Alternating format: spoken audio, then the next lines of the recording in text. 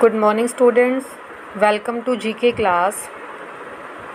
Today we will discuss about planets.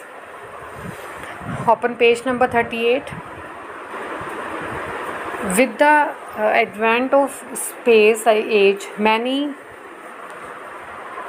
fascinating facts related to the mysterious planet have appeared before us. Given below are the few facts regarding the planet and red planet. Read the statement carefully and fill in the blanks with appropriate answer from the help box. Help box is given to you. First is Jupiter. Jupiter is dash planet from the sun. Jupiter कौन से number पे आता है बेटा? 5th पे. देखो आपको planet के बारे में आप कैसे याद रखोगे, इसके लिए आपको एक लाइन बता रही हूँ. My very educated mother just serve us noodles. इससे आपको सारे प्लैनेट याद हो जाएंगे. First is mercury, Venus, earth, Mars, Jupiter, Saturn, Uranus and Neptune. तो आपको बताना है कि 5th नंबर पे कौन सा आता है. काउंट करो 1 2 3 4 5. तो 5th नंबर पे कौन सा प्लैनेट आया? J means Jupiter. तो आप इस तरह से लर्न कर सकते हो. My very educated mother just serve us noodles. तो 5th प्लैनेट कौन सा हो जाएगा? 5th planet is Jupiter. Next is Jupiter takes dash earth years to complete one orbit. मतलब जैसे अर्थ अपना एक रेवोल्यूशन कंप्लीट करने में 365 डेज़ लेती है, तो 365 मिल करके 1 ईयर बनाते हैं. बट जुपिटर की अगर हम बात करें तो जुपिटर के 11.86 अर्थ ईयर्स मिल करके एक राउंड कंप्लीट करते हैं. तो Jupiter takes 11.86 earth years to complete one orbit. मतलब हमारा अर्थ पे जो एक ईयर है वो जुपिटर के 11.8 अर्थ ईयर्स के इक्वल होगा. Next third is Jupiter is the largest planet in the solar system. Its diameter is 1,42,800 kilometre. Jupiter कैसा प्लैनेट है? लार्जेस्ट प्लैनेट है सोलर सिस्टम में, सबसे बड़ा प्लैनेट जुपिटर है. और इसका डायमीटर मीन्स जो आप इसके डायमीटर की अगर बात करो, ये डायमीटर होगा कितना है? 1,42,800. नेक्स्ट है Jupiter is so big that dash earths could fit within its volume. मतलब जुपिटर का साइज़ इतना बड़ा है कि जो एक जुपिटर के अंदर 13,000 अर्थ आ सकती हैं. जितना हमारे एक अर्थ का साइज़ है, जुपिटर के अंदर हमारे अर्थ जितनी 13,000 अर्थ आ सकती हैं इसके अंदर. Next 5th is Jupiter despite it's massive size is only dash times heavier than earth because of its density. Jupiter का जो मास है, इसका मासिव साइज़ अगर हम मास की बात करें तो कितना हैवी है ये? अर्थ से 318 टाइम्स हैवी होगा ये. Next 6th is a day on Jupiter is just dash hours and 50 minute. हमारे अर्थ पे जो डे बनता है, डे एंड नाइट, कितने आवर्स के होते हैं? 24 आवर्स के. बट जुपिटर पे सिर्फ 9 आवर्स का ही डे होता है, 9 आवर्स 50 मिनट का. तो सोलर सिस्टम में सबसे शॉर्टेस्ट डे कहाँ पर होते हैं? जुपिटर पे. Next 7th is Jupiter has dash known moons. Earth का कितना आपको पता है? मून क्या है? नेचुरल सैटेलाइट है. अर्थ का एक मून है. ऐसे ही जुपिटर के कितने मून्स हैं? 67 मून हैं इसके. It has 4 major moons which are collectively known as Galilean moons. Its dash moon is the largest in solar system. That is Ganymede. Ganymede क्या है? सोलर सिस्टम में लार्जेस्ट मून होगा ये. Next 8th is an year on Jupiter lasts for almost 10,400 days. जैसे आप बताते हो कि हमारे अर्थ पे जो एक ईयर है वो 365 डेज़ का होता है, ऐसे जुपिटर पे जो एक ईयर होगा वो कितने डेज़ के इक्वल होगा?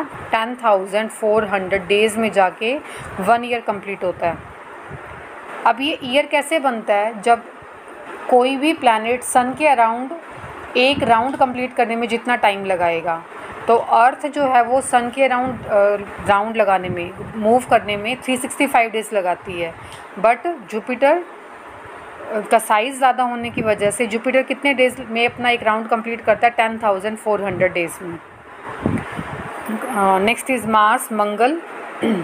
It is a fourth planet from the sun. It is named after Mars, the Roman god of war. Mars, इसका कलर कैसा है? Red in colour. और इसका नेम कैसे रखा गया? रोमन गॉड के नेम पे मार्स का नेम रखा गया है। आप देखो फोर्थ प्लैनेट है, आप कैसे पता करोगे कि फोर्थ है?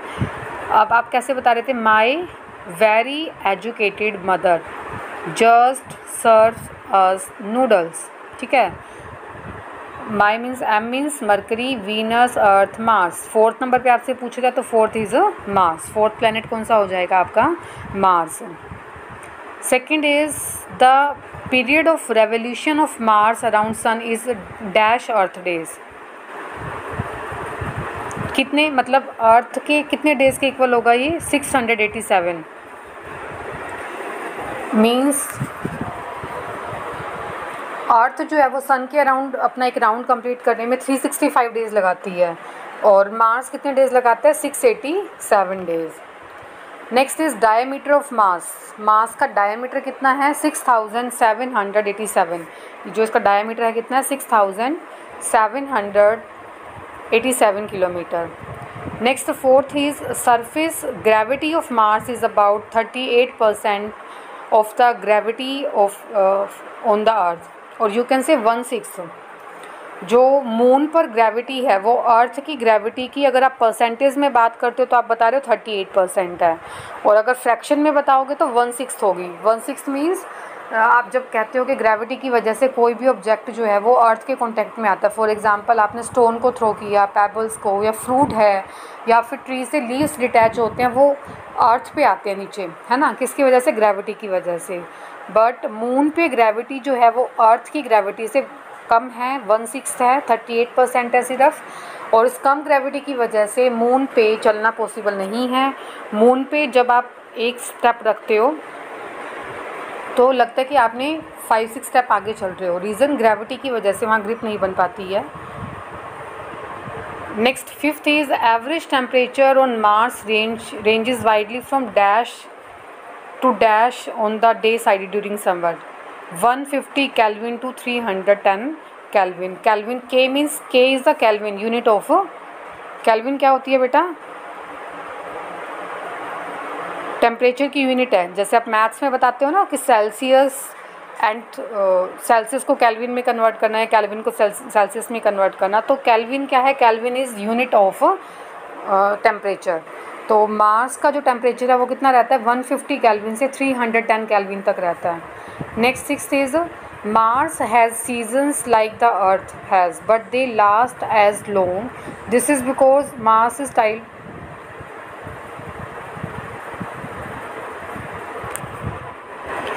tilted on its axis by about 25.19 degree.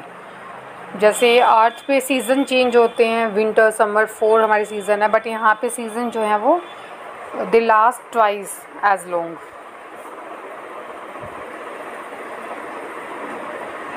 Next seventh is Mars has 2 moons, Phobos and Deimos. These are the 2 moons. Mars के 2 मून्स हैं which were discovered in 1877 by American astronomer Asaph Hall. Mars के जो 2 moons है Phobos and Deimos, इनकी discovery किसने की थी? 1877 में अमेरिकन एस्ट्रोनॉट ने, Phobos and Deimos. Next eighth is the atmosphere of Mars is about dash times thinner than the earth. Mars का जो एटमॉस्फेयर है वो अर्थ के एटमॉस्फेयर से 100 टाइम्स थिन है, मीन्स कम होगा ये। And it has dash % carbon dioxide. और मार्स पर कितने % कार्बन डाइऑक्साइड है? 95% carbon dioxide. Next is plant diseases.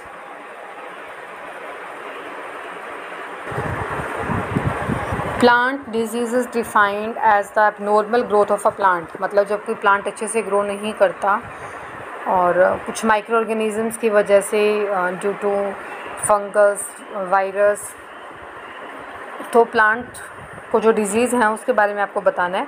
Identify the disease and write the correct answer in the space given to you with the help box. First is it is a physiological disease which is usually seen on tomatoes planted in cold heavy soils as they have poorly developed root system. It appears as a dark spot at the blossom end of the fruit. The skin of the affected area become black and leathery. आपको picture में भी दिखाई दे रहा है बेटा, tomato के ऊपर ये ब्लैक और लेदर इस तरह से स्पॉट्स आ जाते हैं. So this is blossom and rot. This is blossom and rot. Second is this is a fungal disease which appears as roundish black spot with fringed margins on rose leaves. Rose के leaves पे होती है ये. The infected leaves turns yellow and fall from the plant. As you can in second picture leaves का colour yellow हो गया है. And the optimal conditions for the disease to develop are temperature ranging from 75 degree Fahrenheit to 85 degree Fahrenheit and high humidity. This is a black spot. आपको दिख रहा है कि leaves पे ब्लैक कलर के स्पॉट्स दाग से पड़ रहे हैं इसके ऊपर. सो this is a black spot. ये किसके ऊपर होती है? रोज़ प्लांट पे, रोज़ लीव्स पे. Next third is it is a fungal disease affecting large flowered Clematis hybrids. The leaves turns black and leaf veins develop a purple coloration. This is followed by discoloration and wilting of the stem. मतलब bell का colour change हो जाता है, purple colour की हो जाती है वो. लीव्स जो हैं वो लीव्स पे ब्लैक कलर के आपको जो पार्ट दिखाई दे रहे हैं, लीव्स ब्लैक हो जाती है और वो जो बेल है वो कैसे हो जाते हैं? पर्पल कलर की. सो it is a fungal disease. Fungus की वजह से हो रही है, ये फंगल डिजीज़ है. सो इट इज़ अ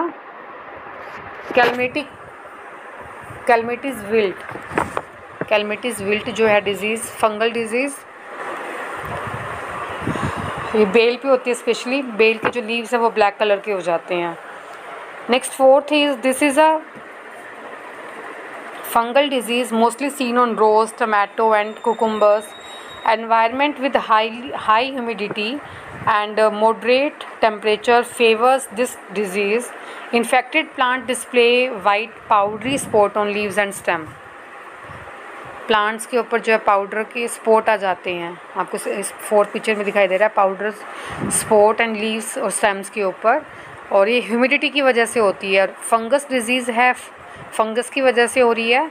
और फंगल डिजीज़ किसके ऊपर हो रही है? ये रोज़, टमाटो एंड कुकुम्बर पे. तो it's name is powdery mildew. Powdery mildew means फफूंदी सी आ जाती है इनके ऊपर.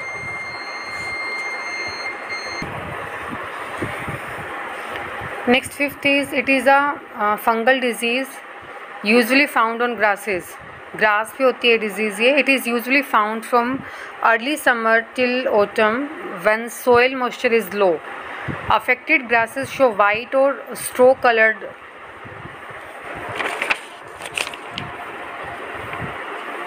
lesions across the grass blades. As the blades begin to die, the area enlarges until there are dead circles 2 to 3 inches in diameter.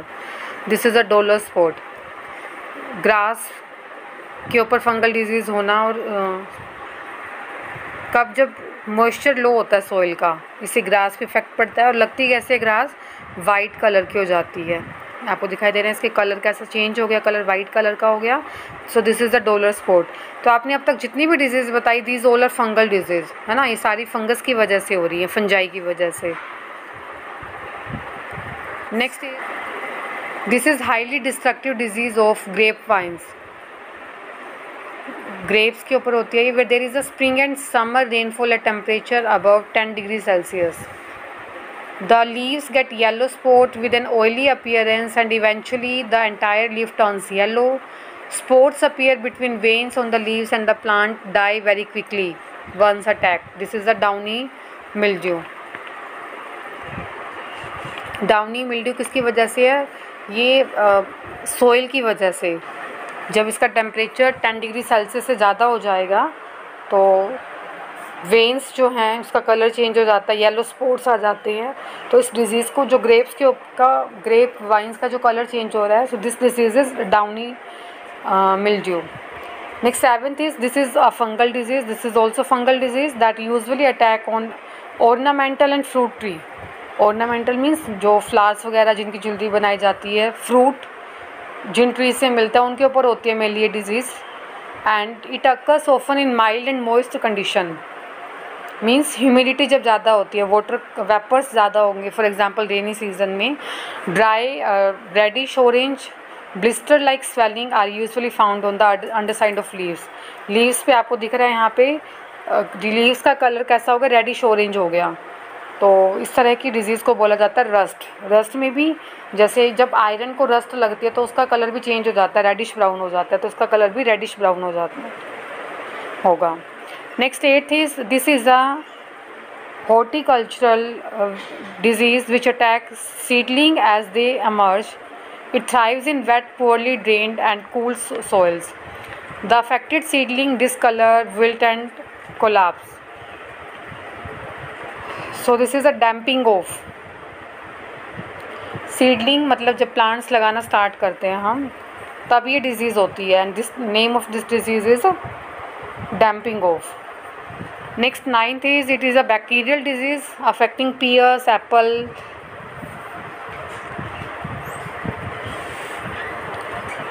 raspberry in the spring season. ये disease कब होती है? spring season में. Bloom and leaves suddenly turn brown और black. Leaves का colour आपको picture में दिखाई दे रहा है कि कलर कैसा हो जाता है इसका, black. But they usually stay attach to the plant. ये प्लांट के साथ ही रहती हैं ये. इसकी जो ब्रांचेज हैं वो डाई हो जाएंगी from the terminal end appears deep rust coloured. Colour change हो जाता है. This is fire blight. ये डिजीज़ किस में होती है? मेनली एप्पल, रसबेरी और पियर्स में. स्प्रिंग सीजन में होगी ये disease and its name is fire blight. Last 10th is, it is a fungal disease that affect peach and. देखो ये 9th सिर्फ बैक्टीरियल डिजीज़ थी, बाकी आपने जितनी भी करी वो सभी की सभी कैसे थी?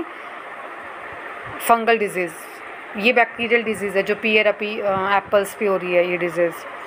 Last 10th is, it is a fungal disease that affect peach and almonds trees. Symptom appears in the spring season as reddish areas on developing leaves. इसमें भी लीव्स का कलर रेडिश हो जाता है, थिक हो जाती हैं, causing leaves to curl and distort. Curl इस तरह से कर्ल शेप बन जाती है इनकी एंड फिर ख़राब हो जाएंगी. This is leaf curl. Shape curl हो रही है तो इसी के नेम पे इसका नेम रखा गया, क्या? Leaf curl. लीफ जो है वो कर्ल हो जाते हैं. This is also fungal disease और ये अफेक्ट करती है पीच एंड आमंड्स को. So today your work is